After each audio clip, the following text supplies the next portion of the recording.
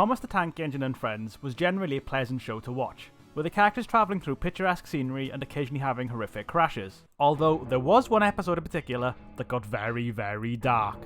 Stepney Gets Lost was the 13th episode of Series 5, the series where the production crew became way more ambitious. The episode revolves around Stepney, a character who had been rescued from scrapping in the previous season. Stepney gets asked to work at the quarry, and the Fat Controller ominously warns Stepney not to get lost on the line.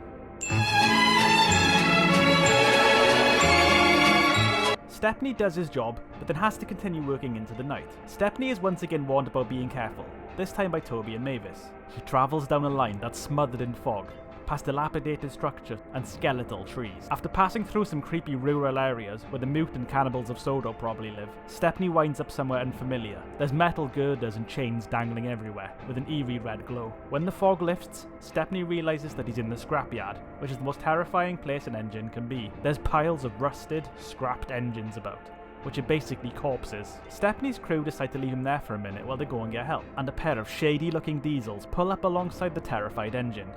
Got ya this time, Stepney. You'll make very fine scrap indeed. Their dialogue implies that this isn't the first time they've encountered each other, and they finally have the chance to scrap him. They take Stepney hostage and drag him to the smelter, where they try to have him lifted up with an industrial claw.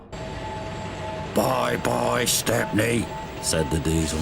Right before Stepney gets melted down into a spoon, the Fat Controller shows up and sends Stepney home. The episode ends with Stepney crossing a bridge to safety, passing over the remains of all the other engines who weren't so lucky. This is by far the darkest episode of Thomas the Tank Engine and Friends, because it literally involves a pair of hitmen trying to get the main character killed.